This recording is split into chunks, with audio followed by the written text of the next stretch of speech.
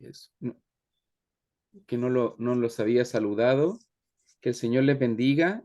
Continuamos con el estudio que estamos presentando referente a la obra del Espíritu Santo en el libro de Efesios. Habíamos considerado en lecciones pasadas la obra del Espíritu Santo en el Evangelio de Juan, mirando las promesas, la profecía, por decirlo de alguna manera, lo que la palabra anticipaba.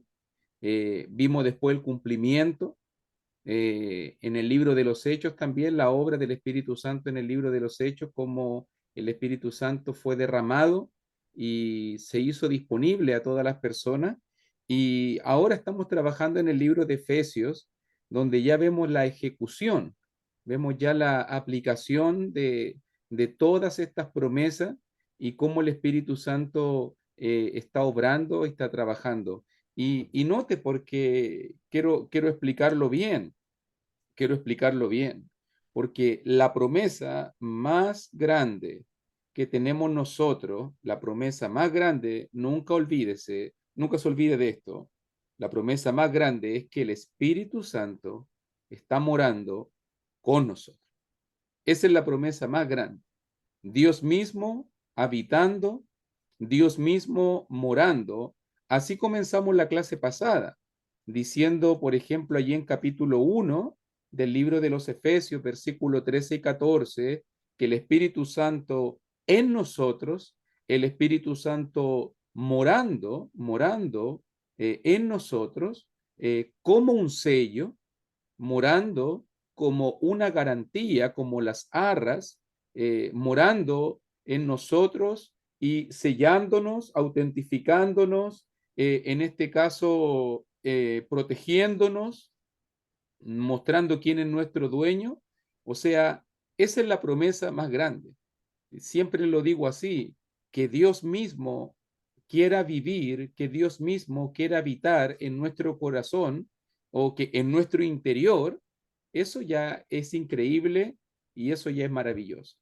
Y pensando en eso, Pablo va desarrollando ideas. Si usted se fija muy bien, eh, todo comenzó, todo comenzó con el Espíritu Santo morando dentro de nosotros y el Espíritu Santo morando en el interior del cristiano va a proveer de entendimiento. Por ejemplo, dijimos eso en Efesios 1, 17 al 19. Él provee entendimiento, Él alumbra nuestros ojos, Él nos da sabiduría, Él nos da revelación, conocimiento. Recuerde que dijimos que está la espada del Espíritu y el Espíritu Santo dentro de nosotros, y eso conecta y eso provoca el entendimiento, eso provoca, podemos tener la palabra, pero si no está el Espíritu Santo, no hay luz. Podemos tener el Espíritu Santo y no está la palabra y no hay conexión. Pero lo que provoca la conexión es que el Espíritu Santo, dentro de nosotros, con la palabra, obra y fruto del Espíritu Santo, provoca entonces el real y el verdadero entendimiento. Entonces, nos ayuda a entender, nos ayuda a conocer el Espíritu Santo morando dentro de nosotros. También vimos en capítulo 2, versículo 18 al 22, que el Espíritu Santo no solo nos ayuda y nos provee entendimiento, también nos ayuda a crecer, nos ayuda a madurar, nos trae a la familia de Dios y nos ayuda, nos edifica como edificio de Dios, como en este caso como familia de Dios, nos ayuda en nuestro proceso de madurez. O sea, tenemos el Espíritu Santo para ayudarnos en entendimiento, conocimiento, tenemos al Espíritu Santo para ayudarnos a crecer e incluso en lo último que decíamos nosotros, incluso en los momentos de debilidad, en los momentos cuando me desanimo, cuando tal vez tus fuerzas espirituales decaen, bajan, también decía Efesios capítulo 3, versículo 16, también decía que nos fortalece, o sea, no solamente hay disponible entendimiento, no solamente el Espíritu Santo nos ayuda a crecer, también el Espíritu Santo en los momentos de debilidad provee fortalecimiento. Nos ayuda desde el interior, dice allí, versículo 16, ser fortalecidos con poder en el hombre interior por su espíritu. Eso es lo que dijimos. Entonces, mire toda la ayuda, así terminaba la lección pasada, mire toda la ayuda que está a nuestra disposición, mire mi hermanito, mire la fuente de poder que está allí, disponible, accesible, que usted tiene para poder enfrentar la lucha espiritual. Si necesitas crecer, algo que estoy pensando mucho, y esto tienes que decirlo de esta manera, si tú has crecido, si tú has avanzado, si tú estás en un nivel espiritual, no es ni por tu capacidad, no es ni por tu sabiduría, no es ni tu dignidad, ni porque eres mejor, ni porque eres más guapo, más guapa, más güero, más güera. No, esto es solamente por la obra del Espíritu Santo en tu vida, lo que has dejado que el Espíritu Santo provoque. Hay gente que me dice, oye hermano, no crezco, me siento estancado, siento que no avanzo, hay un freno. Tal vez el freno no es de Dios. El poder está allí, está disponible. El freno muchas veces los ponemos nosotros porque estando la fuente abierta para poder beber este río de agua viva, para poder tener este manantial y este caudal eterno de renovación, muchas veces preferimos no acudir a él. Entonces, ese es el ánimo. El Espíritu Santo está activo hoy, el Espíritu Santo trabaja hoy, el Espíritu Santo quiere dar crecimiento, el Espíritu Santo quiere dar entendimiento, el Espíritu Santo quiere dar fortaleza. Hoy está todavía morando con el cristiano, pero muchas veces no experimentamos ese poder, muchas veces no vivimos esa plenitud porque no acudimos al Espíritu Santo, no nos dejamos mover, guiar, influenciar por el Espíritu Santo. Entonces, por eso estamos estudiando esto, para mirar la obra del Espíritu Santo. Tal vez tú te preguntas, pero hermano, ¿qué puede hacer el Espíritu Santo hoy? Mira, te puede dar entendimiento, pero no va a ser un entendimiento sobrenatural. No va a venir una varita mágica y, oh, voy a entender los misterios de Dios. Tienes que estudiar, tienes que profundizar, tienes que trabajar con la espada del Espíritu. Y el Espíritu Santo te va a ayudar con entendimiento espiritual.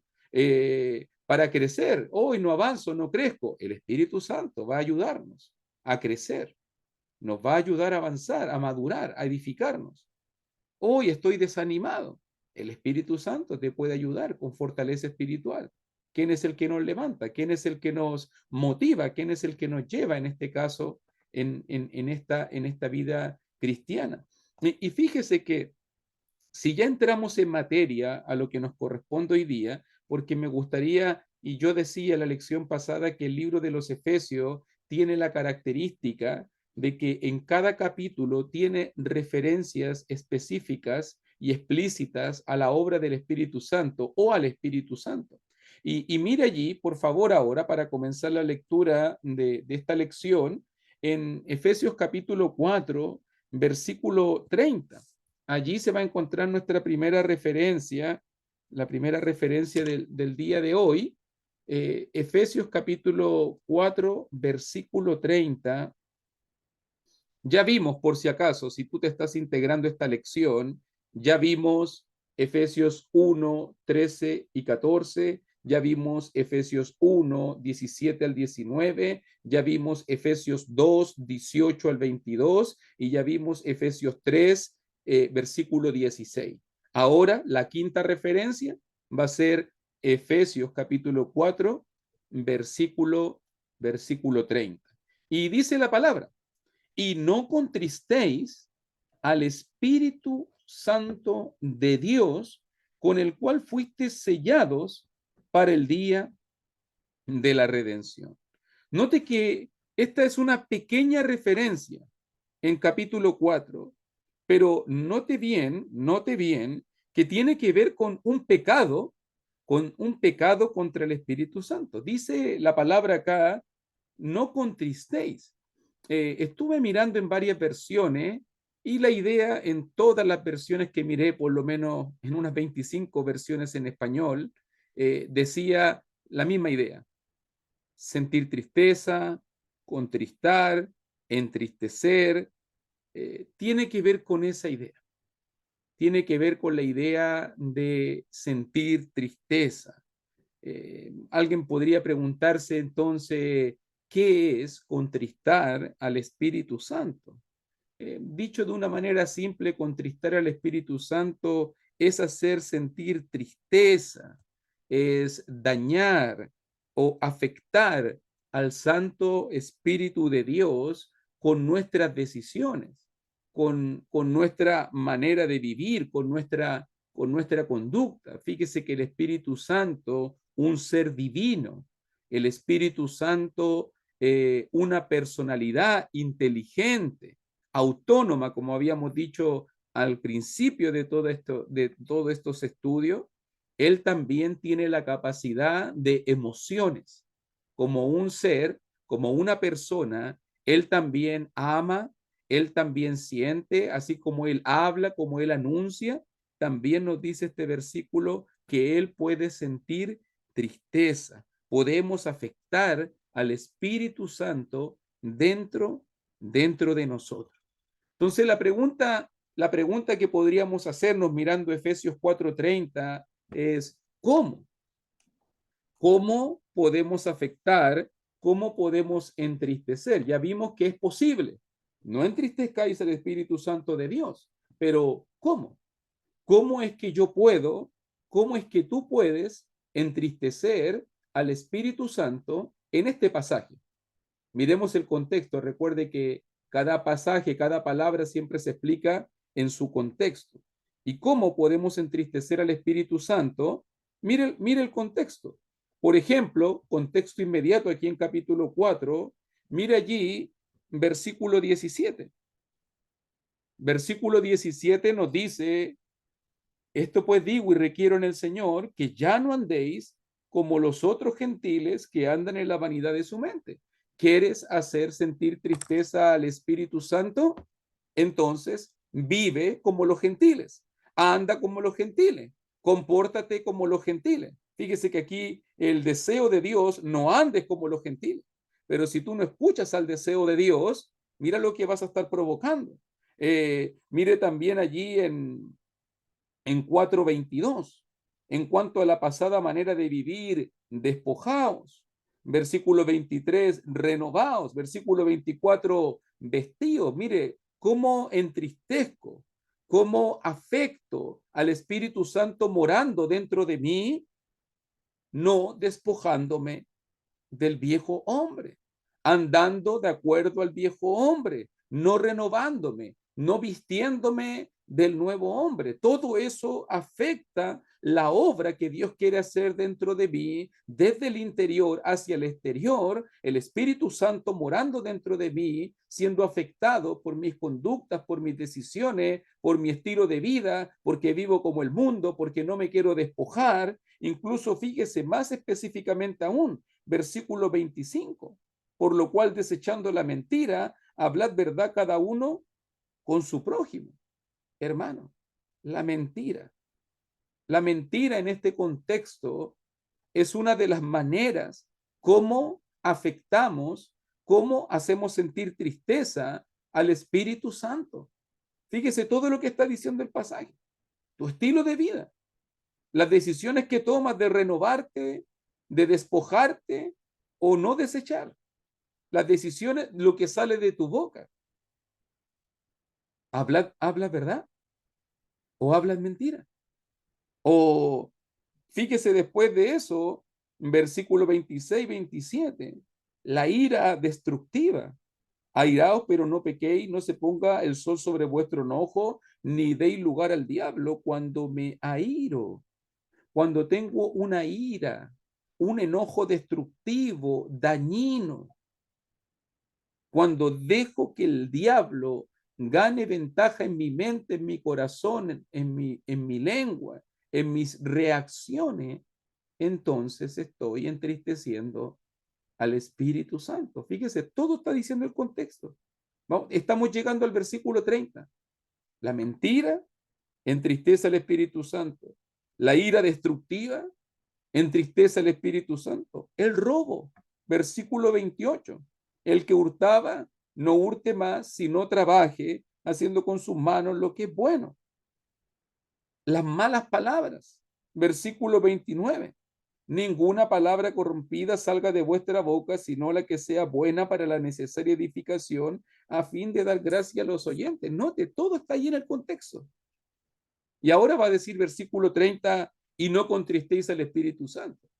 Entonces, los lectores, los oyentes de Pablo, obviamente no se hicieron la pregunta del cómo, porque ya entendían cómo, entendían muy bien cómo podían hacer sentir tristeza, cómo podían contristar al Espíritu Santo, andando como este mundo, no despojándose del viejo hombre, hablando mentira, teniendo ira destructiva,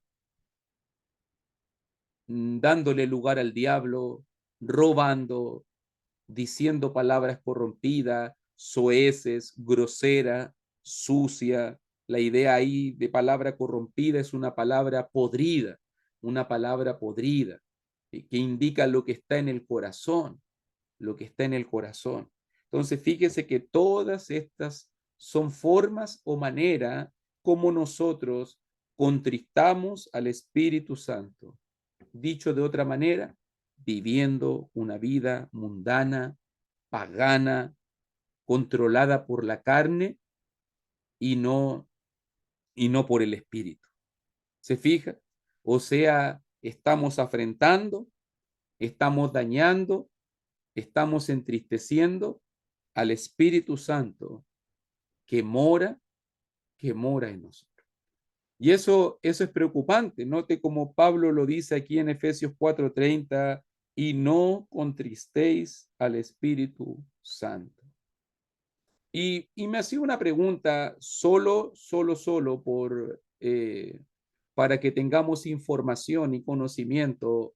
Me hacía una pregunta mientras preparaba esta lección, porque a veces mencionamos o a veces decimos, sí, contristar al Espíritu Santo es uno de los pecados contra el Espíritu Santo. Y algunos se preguntan, ¿hay pecados contra el Espíritu Santo?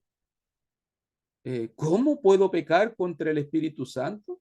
Entonces, solo le voy a decir la lista, no es el propósito del día de hoy estudiar acerca de eso, pero generalmente cuando se estudia la doctrina del Espíritu Santo, siempre se dedica una o dos lecciones a explicar algunos pecados que un cristiano puede cometer o intentar cometer contra, contra el Espíritu Santo. Por ejemplo, ¿qué nos menciona la palabra? Por ejemplo, me acuerdo del caso de Ananías y Zafira en Hechos capítulo 5, me acuerdo yo, Hechos capítulo 5, versículo 3, de que el apóstol Pedro dijo que ellos habían digo yo intentado, Pedro no usó esa palabra, pero uno entiende que solo lo intentaron, porque ellos intentaron mentir al Espíritu Santo, ¿cierto? Porque no le puedes mentir al Espíritu Santo, no le puedes mentir a Dios, no le puedes ocultar nada. Ellos intentaron, ellos creyeron que era posible poder engañar y al final, usted conoce el trágico fin que le aconteció a ese matrimonio de la iglesia, que ambos fueron muertos porque osaron, intentaron mentirle a Dios, intentaron mentirle al Espíritu Santo. Y Hechos 5:3 nos dice eso. Entonces, podemos intentar mentir al Espíritu Santo como le pasó a Ananías y Zafira. O, por ejemplo, me acuerdo después del varón Esteban, cuando estuvo predicando la palabra frente al concilio, frente al Sanedrín, también Esteban en Hechos 7, 52 y 53, Esteban también le dijo al Sanedrín, vosotros siempre resistís al Espíritu Santo. O sea, podemos mentir al Espíritu Santo, podemos resistir al Espíritu Santo. Esteban se lo dijo al Sanedrín también. También aquí en Efesios 4:30, como lo leíamos, podemos contristar al Espíritu Santo. Podemos entristecer al Espíritu Santo. Fíjese ya tres referencias. Hechos 5:3, mentir al Espíritu Santo. Hechos 7, 52, 53, resistir al Espíritu Santo. Efesios 4:30, podemos contristar al Espíritu Santo. Incluso Pablo también lo dice en las exhortaciones finales de Primera de Tesalonicense. En Primera de Tesalonicenses 5:19 también dice, no apaguéis al Espíritu. O sea, podemos apagar la obra, la influencia, el trabajo, la labor del Espíritu Santo en nuestra vida. Podemos apagar al Espíritu. Note bien, podemos apagar al Espíritu. Una quinta referencia también que encontré en el libro de Primera de Corintios, un quinto pecado, es que podemos atentar contra el templo del Espíritu Santo.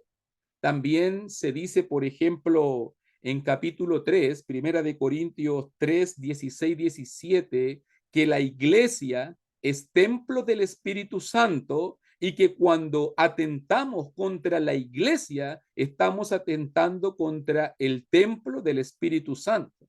Y en capítulo 6 se dice que no solamente la iglesia es templo del Espíritu Santo colectivamente, sino que cada cristiano individual también es templo del Espíritu Santo. Entonces, cuando fornicamos, decía ahí el pasaje, me acuerdo en Primera de Corintios 6, donde dice, huid de la fornicación, y allí se está diciendo también que hay pecados que atentan contra el templo del Espíritu Santo. O sea, la fornicación, el adulterio, los pecados de índole sexual que Pablo está tocando allí en Primera de Corintios capítulo 6, también afectan y atentan contra el templo del Espíritu Santo. Es lo que dice allí, sobre todo Primera de Corintios 6, 18 y 19, donde nos menciona eso. Entonces, podemos intentar mentir al Espíritu Santo, podemos resistir al Espíritu Santo, podemos contristar al Espíritu Santo, podemos apagar la obra del Espíritu Santo en nuestra vida, podemos atentar contra el templo del Espíritu Santo, ya sea el cuerpo o la iglesia. Incluso en Hebreos también, en Hebreos 10:29, nos dice que podemos afrentar, insultar al Espíritu Santo. En Hebreos 10:29. Estoy mencionando solo la referencia. Obviamente entiendo que por nuestro tiempo difícil vamos a poder estudiar estos puntos, pero solo estoy mencionándolas para que en su estudio personal usted después pueda repasarlo y mirar también esta interesante enseñanza. Y la última de los siete pecados que se mencionan contra el Espíritu Santo se encuentra en Mateo 12:31, que es la más conocida, yo creo, porque cuando yo dije pecados contra el Espíritu Santo, usted pensó inmediatamente en esto, porque la séptima es la blasfemia contra el Espíritu Santo, ¿ok? Que también es un pecado específico que Jesús señaló, sobre todo en la casta sacerdotal, en aquellos líderes religiosos que estaban en este caso, que estaban atribuyendo el poder del diablo a la tremenda obra que Jesús estaba haciendo. Y no se asuste, porque realmente blasfemar, hablar mal, hablar contra, no se refiere única y exclusivamente o difícilmente pueden entenderse como solo palabras, sino que realmente cuando tú estudias el pasaje de Mateo 12, la blasfemia contra el Espíritu Santo se refiere principalmente a algo que está pasando en el corazón. A algo tiene que estar sucediendo en tu corazón para que tú puedas hablar, decir o atribuir a algo tan puro, tan limpio, tan lindo como el Espíritu Santo, a atribuirlo a algo tan malvado como pasó en el ministerio de Jesús, que ellos decían, por Belcebú echa fuera demonio, por el príncipe de los demonios hace la obra. Entonces, tiene que haber un corazón corrompido, insensible, endurecido, ponernos en un punto de no retorno, de querer alejarnos tanto de Dios que queremos atribuirlo a la obra, todo lo espiritual y lindo, atribuirlo a la obra del diablo. Pero estos son 7, fíjese bien, 7 pecados por lo menos que vemos en la Escritura que pueden atentar, que son contra el Espíritu Santo. Hoy día estamos mirando uno, que es el que está dentro del libro de Efesios, que es nuestra referencia, y note entonces, podemos entristecer, contristar al Espíritu Santo, y dos ideas más que tiene el pasaje solamente para destacarla, es que con el cual fuiste sellados. Nuevamente, la misma idea del 1:13, la misma idea, fuiste sellado con el Espíritu Santo de la promesa, con el cual fuiste sellados.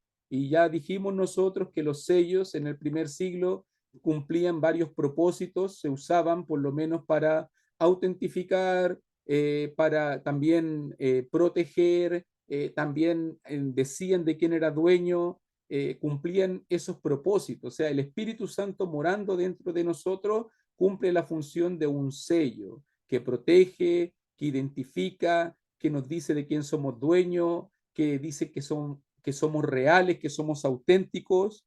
Y en este caso, ¿hasta cuándo el Espíritu Santo va a estar con nosotros? Dice el versículo 30, para el día de la redención. Y esa también es la función del arras, que también habíamos visto en versículo 14. El Espíritu Santo va a estar con el cristiano como nuestro compañero fiel, como nuestro ayudador, como nuestro abogado, como el paracleto.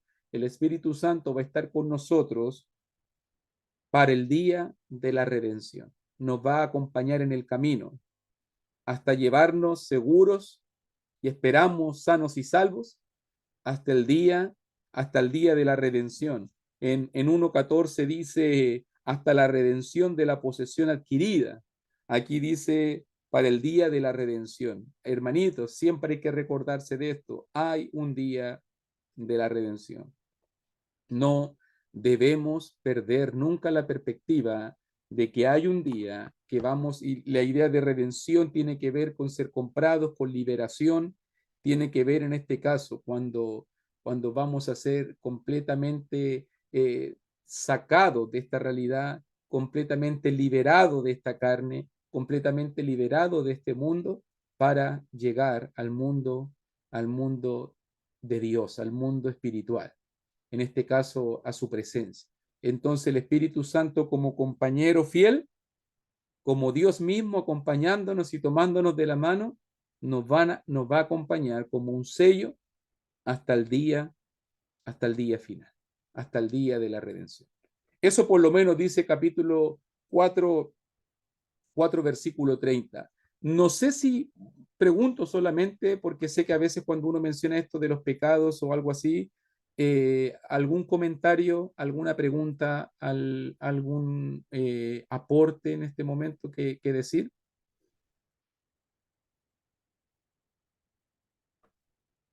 Que levante su manito si no continuamos con el capítulo 5, pero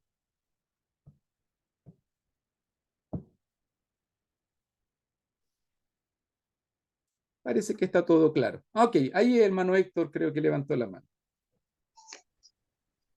Hermano Luis, si un cristiano no quiere escuchar la palabra de Dios, no quiere escuchar la exhortación ni congregarse, ¿está resistiendo entonces al Espíritu Santo? Claro, incluso la referencia específica, mirando el contexto de Hebreos 10, está insultando y haciendo afrenta al Espíritu Santo, porque ahí en Hebreos 10:29 dice eso, y justo el Hebreos 10:25 dice, no dejando de congregarnos como algunos tienen por costumbre. O sea, una manera como yo afrento al Espíritu Santo es no congregándome, es no congregando. Ok, hermano. Y es contristar, es resistir y contristar al Espíritu Santo. Claro, y obviamente por ser una práctica de pecado, por ser en este caso una conducta pecaminosa, eso también va a contristar al Espíritu Santo. Ok, hermano, gracias. Mi hermanita María Luisa también tiene su manito levantada. Sí, pero con respecto a esto, la Biblia dice restaurar. Yo no soy quien para juzgar. La Biblia dice restaura y restaura es siempre, siempre, siempre con el Espíritu Santo que yo tengo. Eso es lo que voy a hacer, restaurar. Yo no soy juez para decir quién sí, quién no. ¿Cuánto tiempo? Tampoco. Entonces, yo creo que aquí lo importante es, si ya está el Espíritu, esa es la parte que nos corresponde estar restaurando, trabajando, que por cuánto tiempo será el tiempo que Dios lo va a decidir con cada una de las personas. Entonces, como nuestro trabajo dentro de las congregaciones es restaurar y trabajar para la obra. Amén. Yo estoy muy de acuerdo con eso, mi hermanita. Y siempre tenemos que, la gente a veces pregunta, la gente a veces pregunta, ¿hasta cuándo? ¿Hasta cuándo debemos insistir? Hasta cuándo debemos visitar, instar, amonestar? Bueno, la palabra nos dice hasta que nos reciban, hasta que no se vuelvan perros.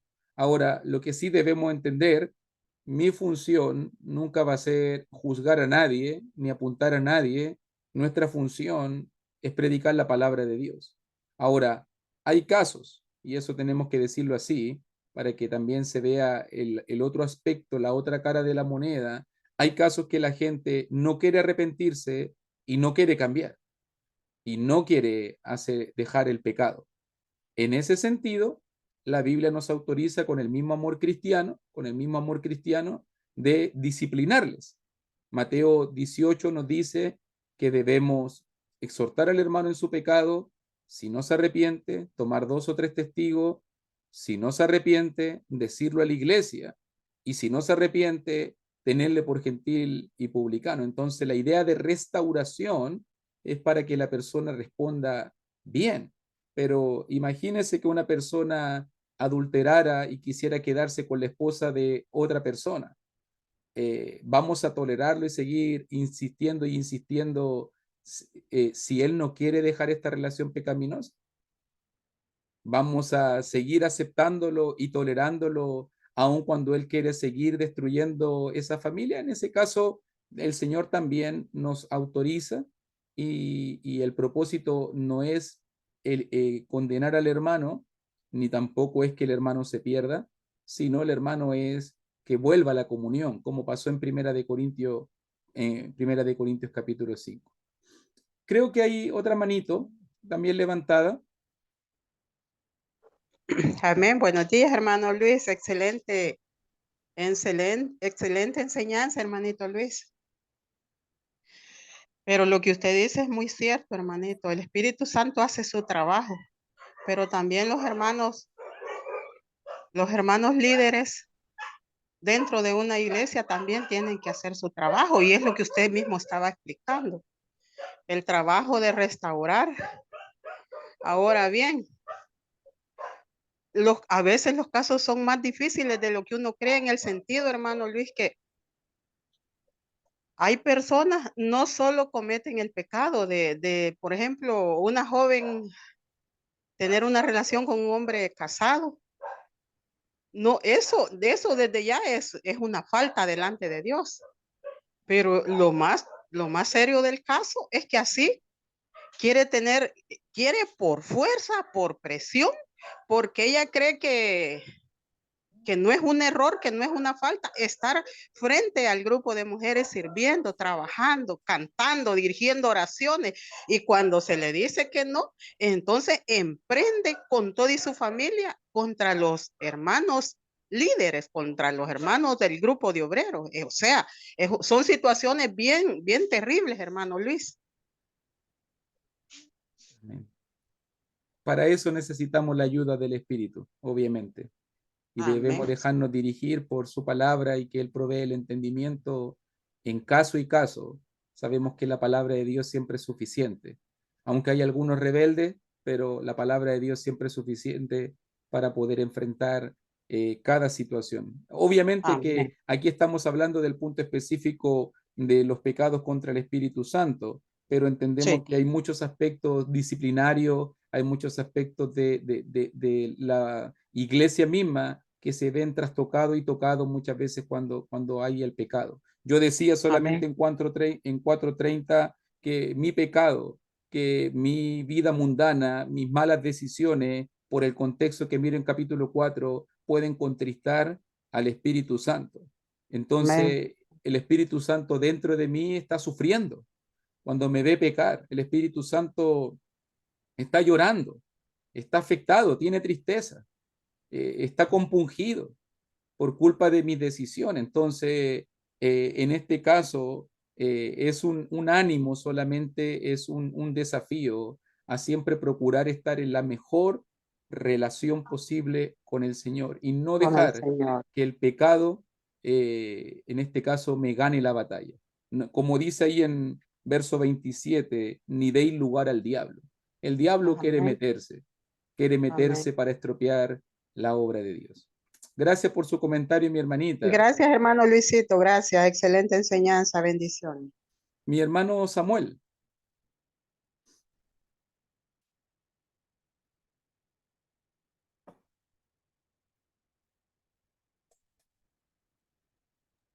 Buenos días, hermano. Gracias por la enseñanza. Gracias. Hermano, tengo una pregunta. Dígame. Sabemos que Dios Padre es en el pasado, ¿no? Dios es. En el presente es y en el futuro será también es. O sea, Dios no cambia su esencia y sus propósitos.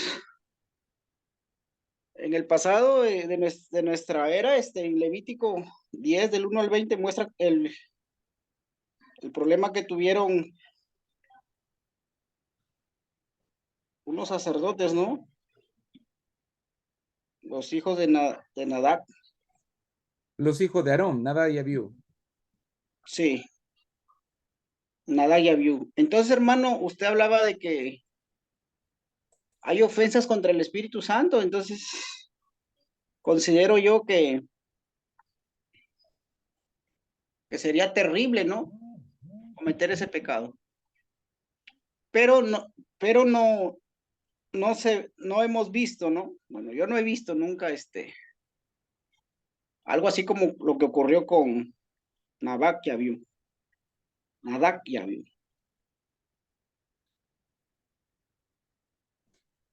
¿Podrían personas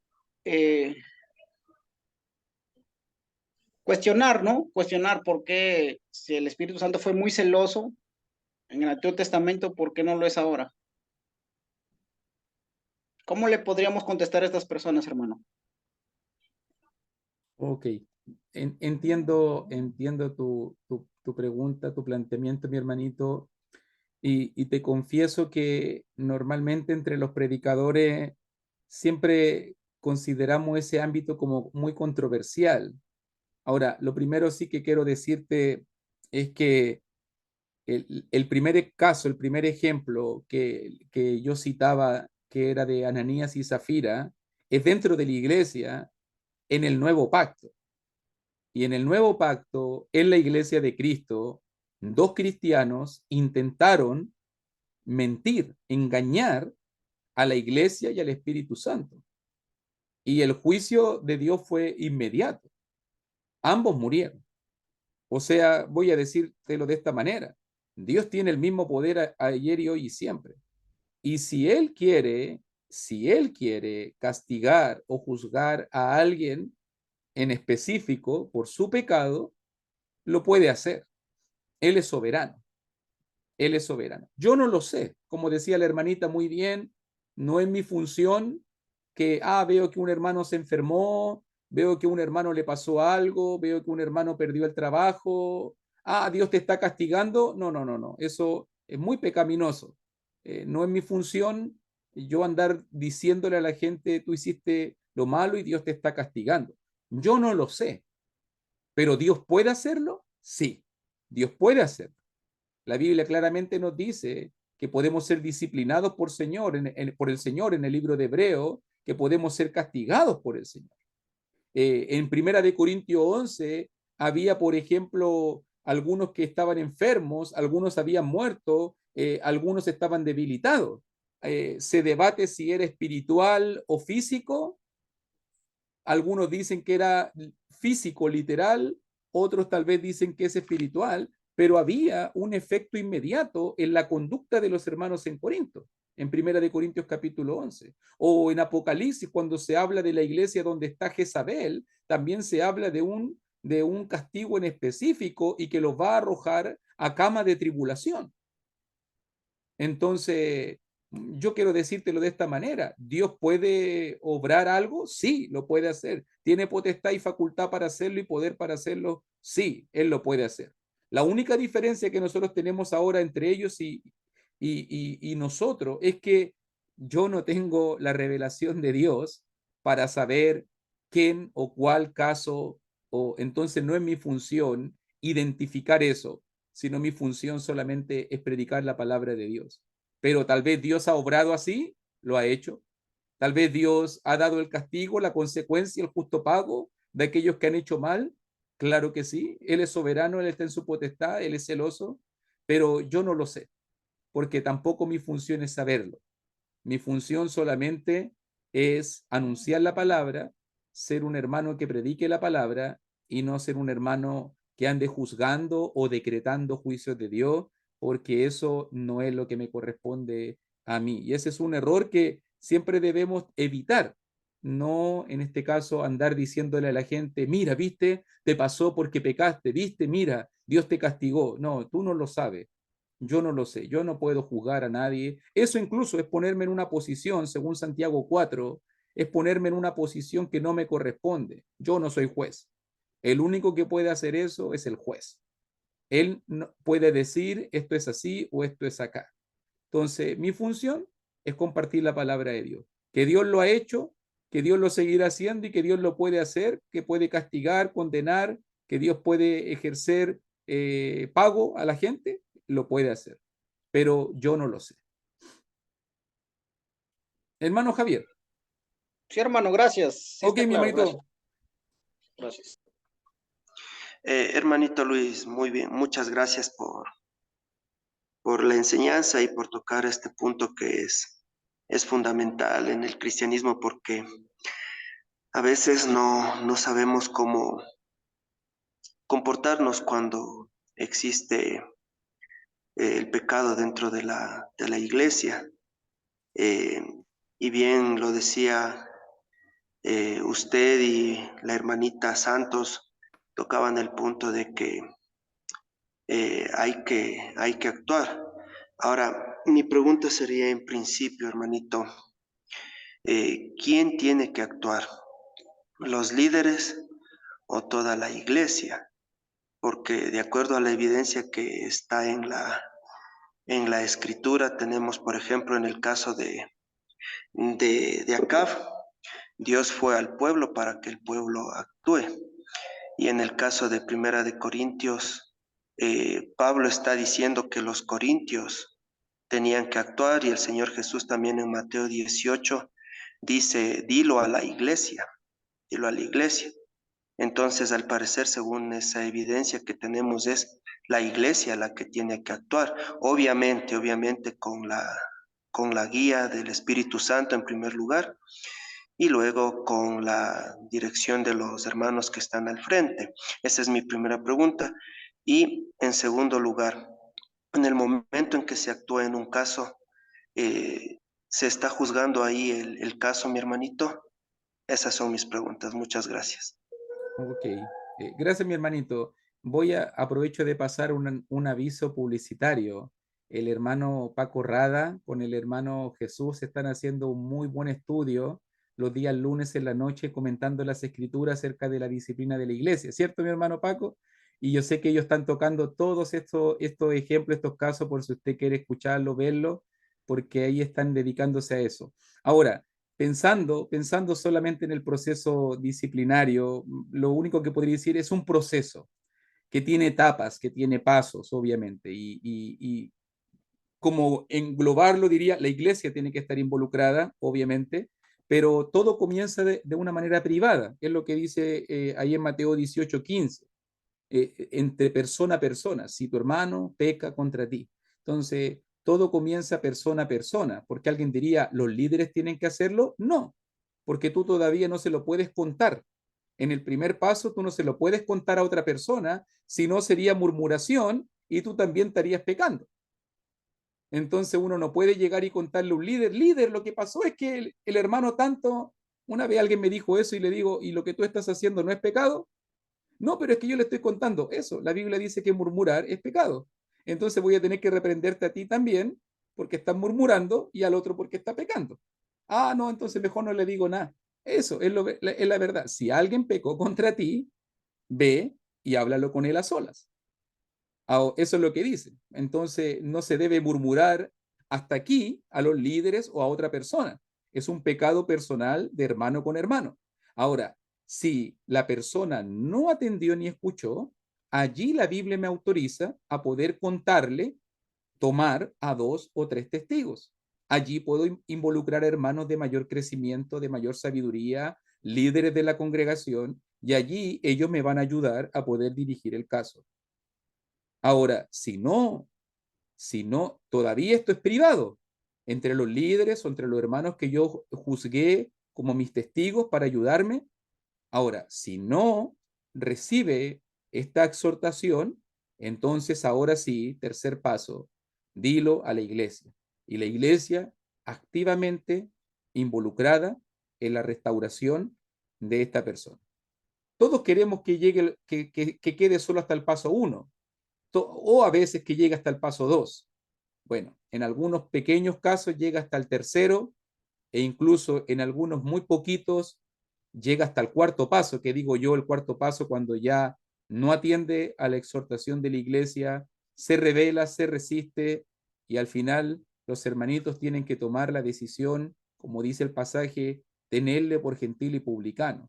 O como dice Pablo en Primera de Corintios 5, entregarle a Satanás. Ya ese es el paso más triste, el que nadie quiere tomar, pero es ya el final de un proceso. Es el final de un proceso y no el comienzo. Entonces, en ese sentido, esto es un proceso desde lo privado, después involucrando a los más maduros, más espirituales, y después ya involucrando a toda, a toda la iglesia. Así que cualquier persona esté en capacidad de iniciar este proceso, pero obviamente que ya después tiene que ir involucrando a hermanitos más capacitados, más entendidos, más espirituales que les pueden ayudar a solucionar. Si la idea es que se solucione el problema de pecado, esa realmente es el propósito, como decía la hermanita, la restauración, esa siempre va a ser nuestra meta. Nadie quiere que la gente sea expulsada, nadie quiere que la gente sea separada de la comunión, pero la palabra también nos autoriza, como la constitución de Dios, en ciertos casos, tomar ciertas medidas más disciplinarias. Ahora, pensando en lo otro, ¿es juicio? Sí, hermanito, y no tenemos que tener temor, porque Juan 7:24 nos dice, juzgad con justo juicio. Entonces nosotros sí podemos juzgar. La palabra juicio ahí tiene que ver obviamente con una evaluación, tiene que ver con eso. No es la misma palabra de Mateo 7, porque la palabra en Mateo 7:1, no juzguéis para que no seáis juzgados, que viene de crinete, tiene que ver con crítica, tiene que ver con crítica, tiene que ver con destrucción, tiene que ver con ataque. No es lo mismo. No es lo mismo juzgar un caso, evaluar, sopesarlo, a criticar. Eso es otra cosa. Nosotros no debemos criticar, no debemos destruir a la gente, pero en los casos disciplinarios sí debemos ser jueces, debemos evaluar la situación, debemos sopesar los acontecimientos y de esa manera poder dar un mejor curso de acción. Entonces, nunca debe extrañarnos, debemos juzgar, pero en esa idea de juicio, de evaluación, con justo juicio. La crítica destructiva, el daño, eso no es parte del cristianismo Eso no debemos hacer. Gracias, mi hermanito Luis. Juzgar con justo juicio, no condenar, ¿verdad? Exacto. No estamos en este punto de condenación y el propósito siempre va a ser restaurarle al hermano, a la hermana, para que esté bien delante de Dios. Gracias, mi hermanito Luis, muchas Amén. gracias. Muy bien. Yo sabía, cuando yo preparaba la lección, yo dije, hay que detenernos un poquito en algunas cosas, que a veces la gente queda con preguntas y a veces al final, después de la hora y media, tal vez se pierde el punto de lo que queríamos conversar. Pero sigamos al capítulo 5, hay pequeñas referencias también que me gustaría observar allí. Por ejemplo, estamos en el libro de Efesios, la obra del Espíritu Santo, vimos ya en capítulo 4 que podemos contristar al Espíritu Santo. Y ahora en capítulo 5 de Efesios dice versículo 8 y versículo 9, porque en otro tiempo erais tinieblas, mas ahora soy luz en el Señor. Andad como hijos de luz. Y dice, porque el fruto del Espíritu es en toda bondad, justicia y verdad. Y note que se toca el fruto del Espíritu. Lo mismo, y hace rato se estaba citando ahí, nuestro hermano Iván citaba en el chat el tema del fruto del Espíritu. Note que, y tengo que decirlo así, tanto el capítulo 4, 5 y 6 del libro de los Efesios se enfoca en la parte práctica, aplicativa. Generalmente se explica así en las dos grandes divisiones del libro de los Efesios, la parte teológica, doctrinal, capítulo 1, 2 y 3, y la parte práctica, 4, 5 y 6. Entonces, estamos trabajando ahora con la parte práctica, cómo debemos vivir, ¿cierto? Y algo que debemos destacar en estos pasajes es la obra del Espíritu Santo en nuestra vida. Si usted se recuerda, en el capítulo 2 vimos que el Espíritu Santo nos ayuda a crecer, nos ayuda a edificarnos, a madurar espiritualmente. Y aquí en el capítulo 5 se va a reafirmar y ampliar esta verdad del capítulo 2, porque va a decirnos ahora en capítulo 5, versículo 9, que el Espíritu Santo quiere provocar un fruto, nótelo bien, la influencia del Espíritu Santo en la vida del creyente. Él nos ayuda a crecer, Él nos ayuda a madurar, Él nos ayuda en la lucha espiritual. Él nos ayuda en la lucha espiritual. Me recuerdo citando Gálatas capítulo 5, versículo 16 al 23, el pasaje del fruto del Espíritu, allí, y me acuerdo quienes estuvieron participando del estudio de Gálatas, varios de los que están aquí participaron en ese estudio de Gálatas, y cuando estudiábamos el libro de Gálatas, nuestros profesores nos decían que viviendo bajo la influencia del Espíritu Santo, siendo guiados por el Espíritu Santo, andando en el Espíritu Santo, esto va a provocar un fruto, una evidencia, un resultado de crecimiento. Me acuerdo yo que allí lo mencionaba en capítulo 5 como el amor, el gozo, la paz, la paciencia, la benignidad, la bondad, la fe, la mansedumbre, la templanza. Mencionaba estos aspectos como parte del fruto. Recuerde que el fruto es uno solo, un solo fruto que consta de estos atributos, de estas características, un resultado del crecimiento. Entonces decíamos que el Espíritu Santo nos ayuda en la lucha contra el pecado. Nota que yo lo miraba contrastando 4:30 con 5:8 y 5:9. Mire el contraste, porque en 4:30 mis pecados provocan tristeza en el Espíritu Santo. Y ahora, para que esto no suceda, para que no peques, para que no entristezca, para que no contristes al Espíritu Santo, en 5, 8 y 9, el mismo Espíritu Santo nos ayuda en la lucha contra el pecado. O sea, no te deja solo, nunca. Aunque podemos causarle tristeza, podemos contristarlo, el Espíritu Santo todavía tiene una obra en nuestra vida.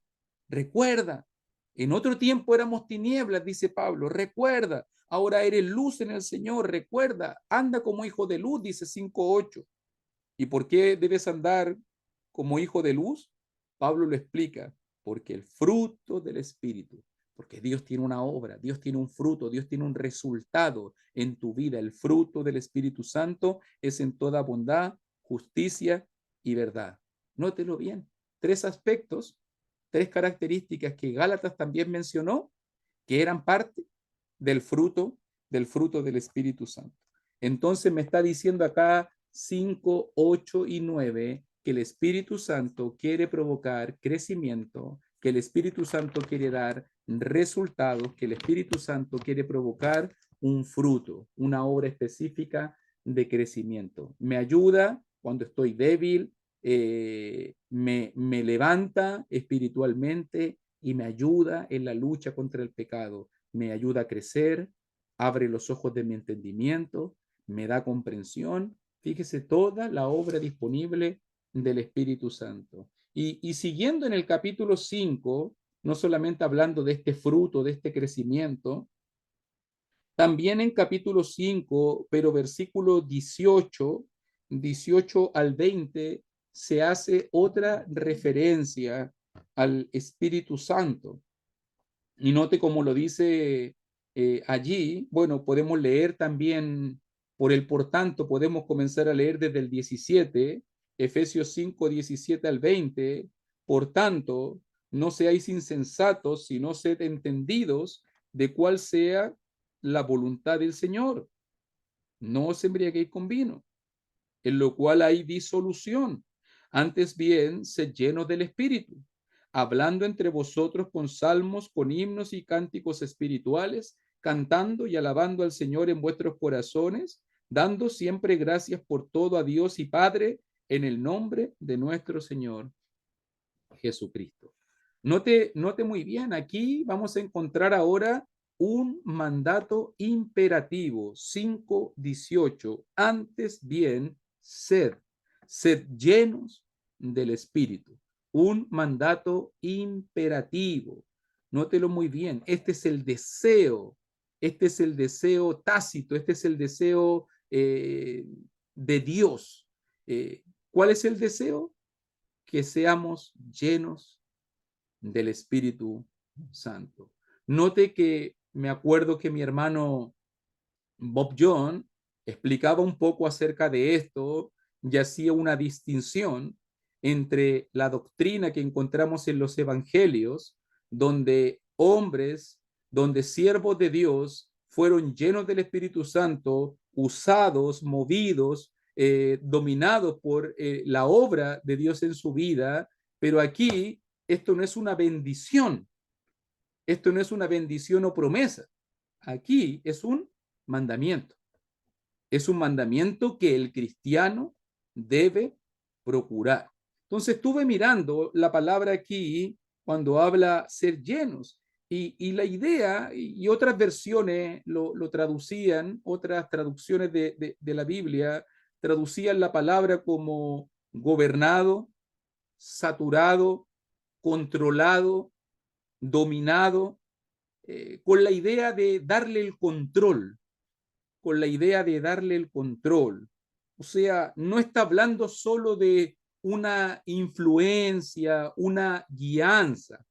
No, está hablando de ser completamente sumergido, movido por la obra del Espíritu Santo en nuestra vida. No es solo influencia, no es solo acompañamiento, es que realmente le estás dando el volante, le estás dando el control, lo estás poniendo en la cabina de control.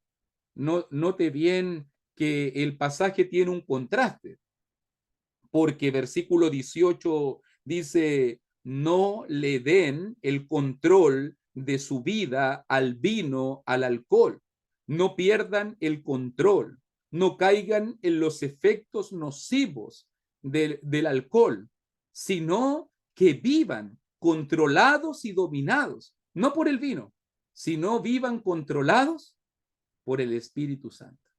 ¿Qué contraste? Y qué increíble comparación, porque si usted mira, las personas que viven en el alcohol pierden su dignidad, no saben tomar decisiones, no tienen control de sí mismo, de su físico. O sea, si usted se fija, el alcohol los controla completamente a tal punto que hace lo que él quiere, por decirlo de alguna manera, no lo que el individuo quiere. Se pierde en familia, se destruye matrimonio, se dañan hijos, relaciones, se pierde en trabajo, se pierde dinero, todo por solamente una pequeña botellita, un pequeño vasito, como dice Proverbio, entra suavecito por la garganta, pero sus efectos son nocivos y dañinos a largo plazo. De la misma manera, el autor nos invita a apreciar la obra que el Espíritu Santo quiere hacer en tu vida. Literalmente en griego dice, no sean llenos de mosto, no sean llenos de mosto, sean llenos del Espíritu de Dios. Ese es el deseo. Ese es el deseo de Cristo, que no seamos llenos de mosto, que no seamos controlados por el vino en nuestra vida, sino seamos controlados por el Espíritu Santo, por Dios mismo en nuestra vida. Entonces nos preguntamos en el pasaje también, ¿cómo?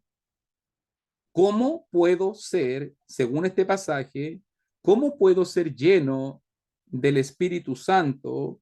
Y note bien, observe el contexto, porque el contexto nos va a ayudar a entender cómo podemos ser llenos del Espíritu Santo. Y note, voy a marcar la diferencia de inmediato, pongo el ticket ahí, porque la gente dice, ser lleno del Espíritu Santo, es que el Espíritu Santo me habló, el Espíritu Santo me hizo sentir algo, es que sentí un calorcito por los pies, es que me soplaron y me desmayé y quedé convulsionando en un lugar y cierta persona me puso la mano sobre la cabeza y yo caí al suelo y entré en un éxtasis.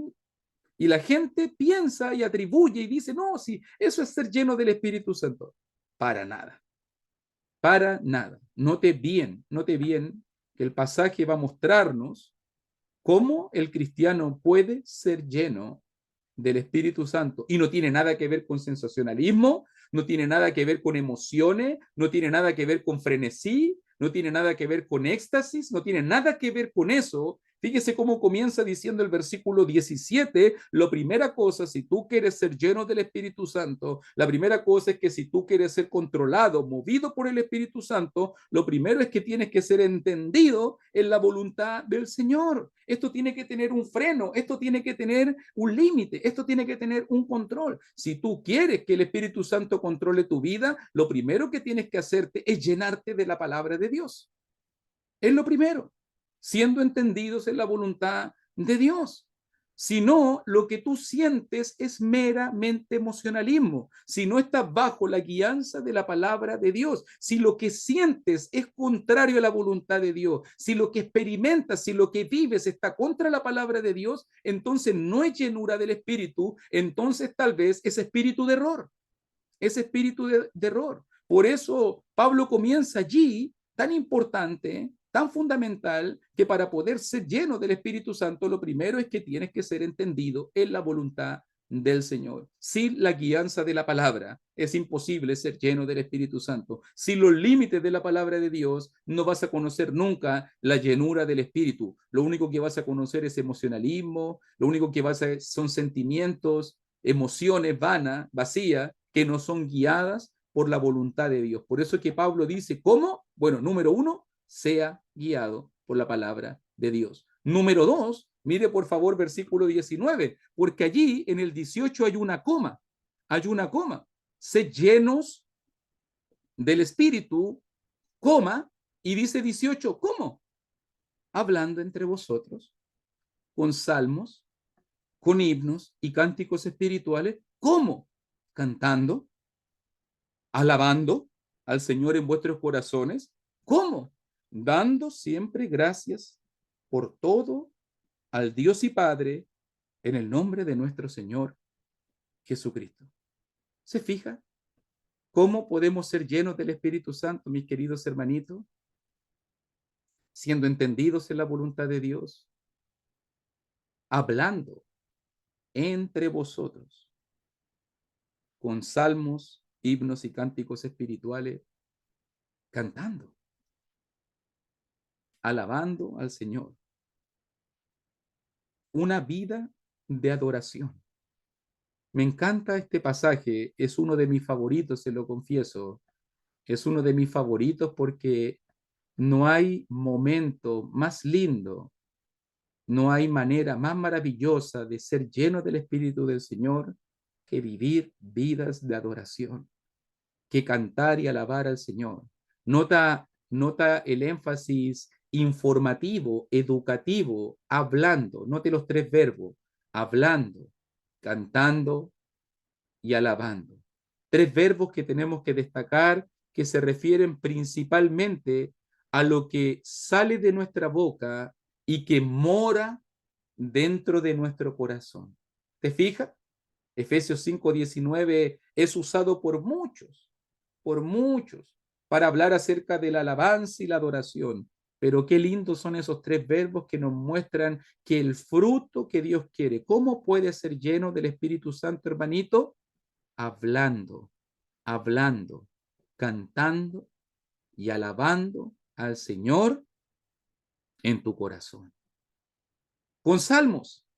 Recuerde que salmo se refiere al himnario, al libro antiguo testamentario donde estaban las alabanzas de Israel. En este caso, y algunos me van a decir al tiro, pero hermano, pero es que los salmos se tocaban con instrumentos. Bueno, yo le digo de nuevo, léalo por favor 20 veces más. Dice, hablando salmos.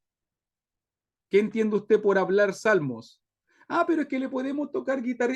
Hablando salmos. Pero es que le podemos poner un piano. Hablando salmos. Siga leyendo, le digo yo.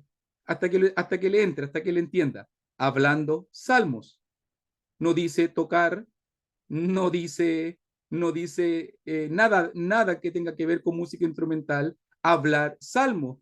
Pero es que los salmos se tocaban con instrumentos en el antiguo Israel. Aquí Pablo dice hablar salmos. Nada más que eso. No dice tocar salmos, dice hablar salmos, cantar salmos y alabar al Señor. Pero hay alabar en tu corazón, dice. Alabar en tu corazón. No habla de la alabanza de otra manera. La alabanza que fluye del corazón, el cántico que sale de tu boca y hablar. Todo tiene que ver con cosas que salen de mi boca y de mi corazón. Hablando salmos, el antiguo himnario de Israel, también dice hablando himnos y cánticos espirituales. Generalmente se hace la distinción de himnos que son alabanzas que se entonan a la divinidad, alabanzas, en este caso himnos, que exaltan y engrandecen la divinidad, a Dios Padre, a Dios Hijo, a Dios Espíritu Santo. Temática dirigida exclusivamente a ellos. Y los cánticos espirituales tienen que ver con alabanzas, pero que tienen diversos temas, que no necesariamente están enfocadas directamente a Dios, sino que también son cánticos que edifican, que proveen entendimiento. No sé, estoy pensando en un cambio el corazón, en un renuévame, que no necesariamente son dirigidas a Dios, pero que también hablan de la interacción de nosotros con la alabanza y cómo Dios provoca algo en nosotros. Temas, distintos temas. Entonces, si usted se fija, hablando cómo puedo ser lleno del Espíritu Santo, hablando entre mis hermanos con salmos, con himnos, con cánticos espirituales, cómo puedo ser lleno del Espíritu Santo, cantando al Señor, cómo puedo ser lleno del Espíritu Santo, alabando al Señor en mi corazón, cómo puedo ser lleno del Espíritu Santo siendo un agradecido, teniendo gratitud, dando siempre gracias a Dios en todo. ¿Te das cuenta? No tiene nada que ver con lo que dicen hoy en día las denominaciones, como que ser lleno tiene que ver con gritar, con saltar, con hacer cosas raras, con tirarse al suelo, con emociones y sensacionalismo. Ser lleno del Espíritu Santo tiene que ver con tu vida de adoración, con tu servicio, una adoración llena del Espíritu Santo. Hermano, cuando cantes alabanza, cuando llegue el día de adoración, cuando vayas a reunirte a la iglesia, Canta con gozo, canta con el corazón, canta fruto de labio, canta lleno del Espíritu Santo, porque esa es la mejor manera, una vida de adoración, una conexión con Dios, una conexión con el Espíritu Santo, una conexión que se nota como adoramos, que se nota como adoramos. Debería notarse en el cántico cristiano, debería notarse en cómo alabamos la llenura del Espíritu Santo. A veces estamos cantando, Señor, te alabo. Uno dice, ¿cómo podría ser eso lleno del Espíritu Santo? ¿Cómo podría ser esa la llenura de Dios? ¿Cuántas veces adoramos a Dios con tedio, con desgano, sin corazón, sin absolutamente nada? Note que yo miro en este pasaje Juan 4:24. Debemos adorar a Dios en espíritu, pero debemos adorar a Dios en verdad. Debemos hacerlo con la guía de la palabra de Dios, claro, 5:17, siendo entendidos de la voluntad de Dios, pero también debemos hacerlo en espíritu, con el corazón, como dice el versículo 19, alabando a Dios en vuestros corazones. Entonces, como dice el texto aquí, esta ya es una penúltima referencia, debemos adorar a Dios llenos del Espíritu Santo. Debemos adorar a Dios lleno del Espíritu Santo. Y una manera como se nota la llenura del Espíritu Santo en tu vida es la manera como tú hablas, como tú cantas, como tú alabas al Señor en tu corazón, como eres agradecido.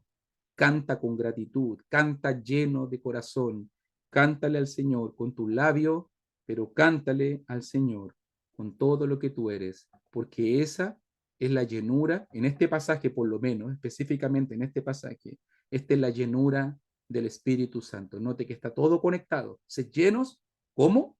Cantando, alabando, hablando, dando gracias. Es la manera como somos llenos del Espíritu Santo. Y la última referencia, mis hermanitos, que tenemos del Espíritu Santo, la vamos a encontrar en capítulo 6, cuando está hablando acerca de la armadura de Dios, cuando está hablando acerca de la batalla del cristiano, nuestra protección, nuestra defensa, nuestro ataque, incluso nuestras armas. Y se presentan dentro de estas armas espirituales, allí en versículos 17 y 18, van a ser las últimas referencias al Espíritu Santo en el libro de Efesios, y dice allí, tomad el yelmo de la salvación y la espada del Espíritu, que es la palabra de Dios, orando en todo tiempo, con toda oración y súplica en el Espíritu, y velando en ello con toda perseverancia y súplica por todos los santos. Fíjese muy bien. Cuando miramos el 6:17, esta referencia específica principalmente tiene que ver con ataque y defensa, con protección. Dice el versículo 17, toma la espada del Espíritu, que es la palabra de Dios. Ese es el desafío. Pablo está destacando la importancia de la palabra de Dios en la batalla del cristiano. Recuerde que en 6:12, Pablo dijo en 6:12 que no tenemos lucha contra carne ni sangre, tenemos una lucha espiritual, 6:12, y debemos vestirnos con armas espirituales, 6:13 al 17. Y una de estas armas espirituales para batallar contra los principados, contra las potestades, contra las huestes espirituales de maldad, una de estas armas poderosísimas, dice Pablo aquí en 6:17, es la palabra de Dios. La palabra de Dios para capacitarnos, la palabra de Dios para llenarnos, para instruirnos, para formarnos, la palabra de Dios. Tomen la espada del Espíritu, que es la palabra de Dios. O sea, para que se cuaje toda esta idea con lo que estamos diciendo, Dios ha puesto el Espíritu Santo dentro de ti para alumbrar tus ojos, para alumbrar nuestro entendimiento, pero también Dios te ha dado una espada, la espada del Espíritu, que trabajando en conexión con el Espíritu Santo mismo morando dentro de ti, entonces va a provocar ¿qué cosa? Entendimiento, madurez, crecimiento, fortaleza espiritual, fruto del Espíritu. llenura del Espíritu. Fíjese que todo está conectado. En el libro de Efesios todo está conectado. La presencia misma de Dios morando dentro de ti, más el apoyo y la ayuda de la palabra, lo que decíamos el otro día, positivo con negativo, ¡pum! Ahí está. Ahí está la dinamita, ahí está la explosión. La palabra de Dios. Dios mismo ha puesto una espada en tu mano. Dios mismo te ha dado herramientas y armas poderosas. Acuérdese cómo Cristo venció al enemigo en la tentación. Con la palabra de Dios se agarró. Escrito está, escrito está, escrito está. Cristo se defendió con la palabra de Dios y el cristiano haríamos bien si nos defendiéramos en esta lucha espiritual contra las huestes espirituales de maldad, agarrados, cimentados y firmes con la espada del Espíritu, que es la palabra de Dios. E incluso en el 6:18 nuevamente se menciona, porque dentro de estas armas Dios nos ha dado la espada del Espíritu, pero también allí en 6:18 nos ha pedido que oremos con la súplica, dice allí, con toda oración y súplica en el Espíritu. Note que esta idea, orar en el Espíritu, suplicar en el Espíritu, se repite 3 veces en el Nuevo Testamento, por si acaso.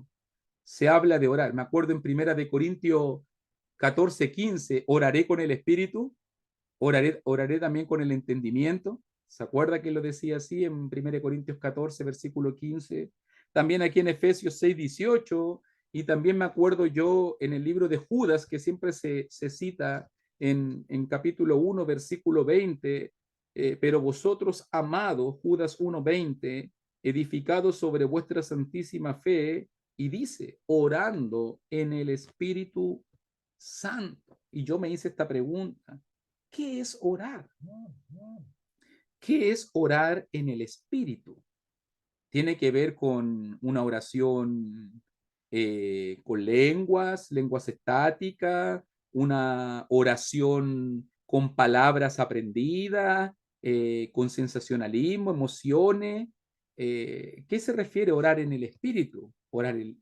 Alguien dijo por ahí un día orar en lengua, con ese tipo de cosas que hoy en día se experimentan en el mundo religioso. Y estuve mirando un poquito las traducciones y, por ejemplo, cuando se traduce esta frase, orar en él, algunos pueden traducirlo como orar por medio de, con la ayuda de, en la esfera de, en conexión con. O sea, orando en el Espíritu no se refiere tanto a las palabras que decimos, sino a cómo, al estado, cómo estamos orando. Orando en el Espíritu es orar de acuerdo a la dirección del Espíritu Santo. Es orar por las cosas que el Espíritu Santo quiere que oremos. Es orar en sintonía. Es orar de acuerdo a su voluntad, acompañado. Es una oración espiritual porque está en sintonía, porque está unida a la obra del Espíritu Santo. Es como que dice, orar en el Espíritu es estar en la misma vía, como diríamos aquí en el estudio, en la misma página, en la misma dirección, de acuerdo a la voluntad del Espíritu Santo. Orar en el Espíritu es orar de acuerdo a la voluntad del Espíritu Santo. Es orar en la sintonía, en la misma dirección que el Espíritu Santo. No está hablando que el Espíritu Santo te domina y que Él controla tus palabras o lo que tú vas a decir, sino que tus palabras y lo que tú vas a decir está en sintonía con lo que quiere el Espíritu Santo, y oras en comunión, oras en la misma dirección. Incluso pensaba un poquito cuando preparaba esta lección la idea de Romanos 8, aunque a lo mejor más adelante se puede estudiar esa idea de Romanos 8 en verso 26 y 27, cuando dice que nosotros no sabemos qué pedir como conviene, pero el mismo Espíritu Santo nos ayuda, intercede por nosotros con gemidos indecibles. O sea que hasta el Espíritu Santo nos ayuda en la oración, específicamente en la oración, orando en el Espíritu, orando de acuerdo, orando en conexión, orando en la misma dirección, en la misma sintonía que el Espíritu Santo. Entonces, fíjese, la ayuda nos ayuda con una espada para defender y atacar, nos ayuda en la oración para poder, en este caso también, dirigirnos de una manera correcta hacia el Padre. Nos ayuda al alabar, al cantar, ser llenos del Espíritu. Nos ayuda a crecer con el fruto del Espíritu Santo. Nos ayuda cuando estamos desanimados, fortaleciéndonos en el hombre interior. Nos ayuda a madurar, a edificarnos, siendo parte de la familia de Dios y siendo edificio de Dios. Nos alumbra los ojos del entendimiento para que podamos comprender la sabiduría, para que podamos comprender la voluntad de Dios, y nos sella, nos autentifica, nos protege, nos guarda y dice de quién somos, en este caso, pertenencia. Todo eso es lo que hace el Espíritu Santo aquí en el libro de los Efesios. Tu compañero, mi ayudante, mi consolador, el que está a mi lado para ayudarnos en la batalla espiritual. Yo les agradezco, por lo menos por mi parte, ya terminé las referencias específicas del Espíritu Santo. Agradezco a Dios esta preciosa oportunidad. Tratamos de hacer un buen trabajo, tratamos de ser respetuosos.